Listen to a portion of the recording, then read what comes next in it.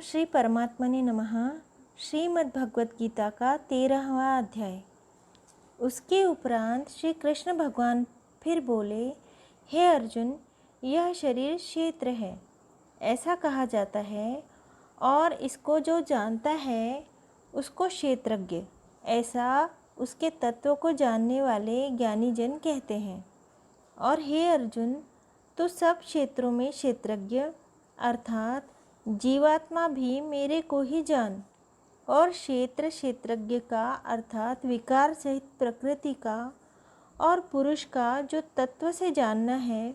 वह ज्ञान है ऐसा मेरा मत है। इसलिए वह क्षेत्र जो है और जैसा है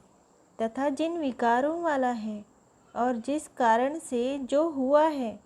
वह क्षेत्रज्ञ भी जो है और जिस प्रभाव वाला है वह सब संक्षेप में मेरे से सुन। यह क्षेत्र और क्षेत्रज्ञ का तत्व ऋषियों द्वारा बहुत प्रकार से कहा गया है अर्थात समझाया गया है, और नाना प्रकार के वेद मंत्रों से विभाग पूर्वक कहा गया है तथा अच्छी प्रकार निश्चय किए हुए युक्ति युक्त ब्रह्म सूत्रों के पदों द्वारा भी वैसे ही कहा गया है। हे अर्जुन, वही मैं तेरे लिए कहता हूँ कि 5 महाभूत अर्थात आकाश, वायु, अग्नि, जल और पृथ्वी का सूक्ष्म भाव, अहंकार, बुद्धि और मूल प्रकृति अर्थात त्रिगुणमयी माया भी, तथा 10 इंद्रियां अर्थात श्रोत्र, त्वचा, नेत्र, रसना और घ्राण एवं वाक, हस्त, पाद, उपस्थ और गुदा, एक मन और 5 इंद्रियों के विषय अर्थात शब्द, स्पर्श, रूप, रस और गंध तथा इच्छा, द्वेष, सुख, दुख और स्थूल देह का पिंड एवं चेतनता और घृति, इस प्रकार का यह क्षेत्र विकारों के सहित संक्षेप से कहा गया। हे अर्जुन, श्रेष्ठता के अभिमान का अभाव, दंभाचरण का अभाव, प्राणी मात्र को किसी प्रकार भी न सताना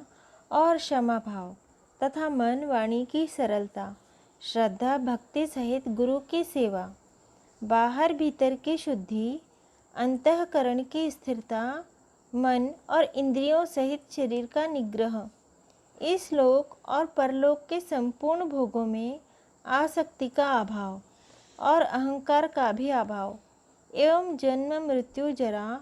और रोग आदि में दुख दोषों का बारंबार विचार करना, पुत्र पुत्री, घर और धनादि में आसक्ति का अभाव और ममता का न होना, तथा प्रिय अप्रिय की प्राप्ति में सदा ही चित्त का सम रहना अर्थात मन के अनुकूल और प्रतिकूल के प्राप्त होने पर हर्ष शोकादि विकारों का न होना, मुझ परमेश्वर में एक ही भाव से स्थित रूप ध्यान योग के द्वारा व्याभिचारिणी भक्ति तथा एकांत और शुद्ध देश में रहने का स्वभाव, और विषयासक्त मनुष्यों के समुदाय में प्रेम का न होना,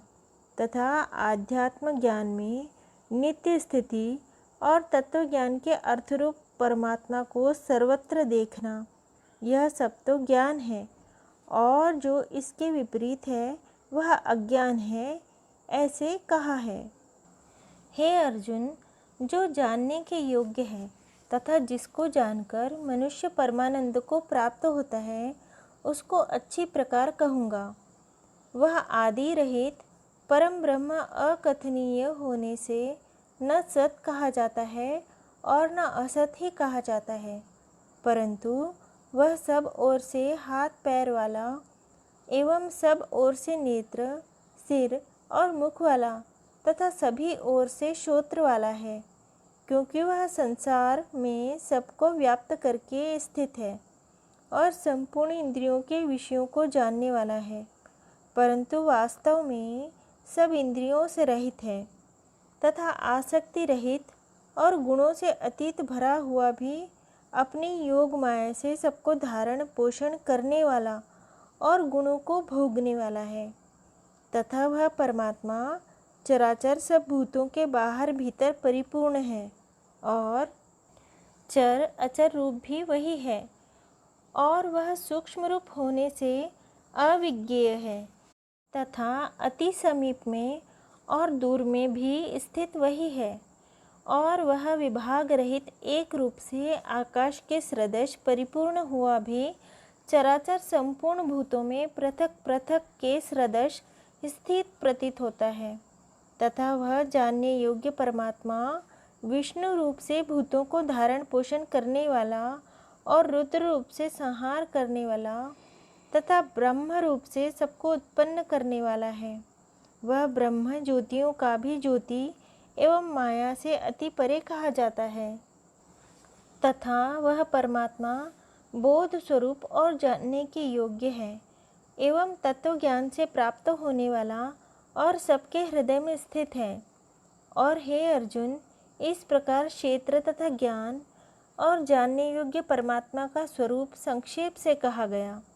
इसको तत्व से जानकर मेरा भक्त मेरे स्वरूप को प्राप्त होता है। हे अर्जुन, प्रकृति अर्थात त्रिगुणमयी मेरी माया और जीवात्मा अर्थात क्षेत्रज्ञ, इन दोनों को ही तू अनादि जान और राग द्वेषादि विकारों को तथा त्रिगुणात्मक संपूर्ण पदार्थों को भी प्रकृति से ही उत्पन्न हुए जान, क्योंकि कार्य और करण के उत्पन्न करने में हेतु प्रकृति नहीं कही जाती और जीवात्मा सुख दुखों के भोक्तापन में अर्थात भोगने में हेतु कहा जाता है। परंतु प्रकृति में स्थित हुआ ही पुरुष प्रकृति से उत्पन्न हुए त्रिगुणात्मक सब पदार्थों को भोगता है और इन गुणों का संग ही इस जीवात्मा के अच्छी बुरी योनियों में जन्म लेने का कारण है। वास्तव में तो यह पुरुष इस देह में स्थित हुआ भी पर अर्थात त्रिगुणमयी माया से सर्वथा अतीत ही है। केवल साक्षी होने से, उपद्रष्टा और यथार्थ सम्मति देने वाला होने से, अनुमंता एवं सबको धारण करने वाला होने से भर्ता, जीव रूप से भोक्ता तथा ब्रह्मादिकों का भी स्वामी होने से महेश्वर और शुद्ध सच्चिदानंद घन होने से परमात्मा, ऐसा कहा गया है। इस प्रकार पुरुषों को और गुणों के सहित प्रकृति को जो मनुष्य तत्व से जानता है, वह सब प्रकार से बरतता हुआ भी फिर भी नहीं जन्मता है, अर्थात पुनर्जन्म को प्राप्त नहीं होता है। हे अर्जुन, उस परम पुरुष परमात्मा को कितने ही मनुष्य तो शुद्ध हुई सूक्ष्म बुद्धि से ध्यान के द्वारा हृदय में देखते हैं तथा अन्य कितने ही ज्ञान योग के द्वारा देखते हैं और अपर कितने ही निष्काम कर्म योग के द्वारा देखते हैं, परंतु इससे दूसरे अर्थात जो मंद बुद्धि वाले पुरुष हैं, वे स्वयं इस प्रकार न जानते हुए दूसरों से अर्थात तत्व के जानने वाले पुरुषों से सुनकर ही उपासना करते हैं, अर्थात उन पुरुषों के कहने के अनुसार ही श्रद्धा सहित तत्पर हुए साधन करते हैं और वे सुनने के परायण हुए पुरुष भी मृत्यु रूप संसार सागर को निसंदेह ही तर जाते हैं। हे अर्जुन, यावन मात्र जो कुछ भी स्थावर जंगम वस्तु उत्पन्न होती है, उस संपूर्ण को तो क्षेत्र और क्षेत्रज्ञ के संयोग से ही उत्पन्न हुए जान, अर्थात प्रकृति और पुरुष के परस्पर संबंध से ही संपूर्ण जगत की स्थिति है। वास्तव में तो संपूर्ण जगत नाशवान और क्षणभंगुर होने से अनित्य है। इस प्रकार जानकर जो पुरुष नष्ट होते हुए सब चराचर भूतों में नाश रहित परमेश्वर को समभाव से स्थित देखता है, वही देखता है, किंतु वह पुरुष सब में समभाव से स्थित हुए परमेश्वर को समान देखता हुआ अपने द्वारा आपको नष्ट नहीं करता है, अर्थात शरीर का नाश होने से अपने आत्मा का नाश नहीं मानता है। इससे वह परम गति को प्राप्त होता है। और जो पुरुष संपूर्ण कर्मों को सब प्रकार से प्रकृति के लिए ही देखता है, अर्थात इस बात को तत्व से समझ लेता है कि प्रकृति से उत्पन्न हुए संपूर्ण गुण ही गुणों में बरतते हैं, अर्थात आत्मा को अकर्ता देखता है, वही देखता है। और वह पुरुष जिस काल में भूतों के न्यारे न्यारे भाव को एक परमात्मा के संकल्प के आधार स्थित देखता है तथा उस परमात्मा के संकल्प से ही संपूर्ण भूतों का विस्तार देखता है, उस काल में सच्चिदानंद घन ब्रह्म को प्राप्त होता है। हे अर्जुन,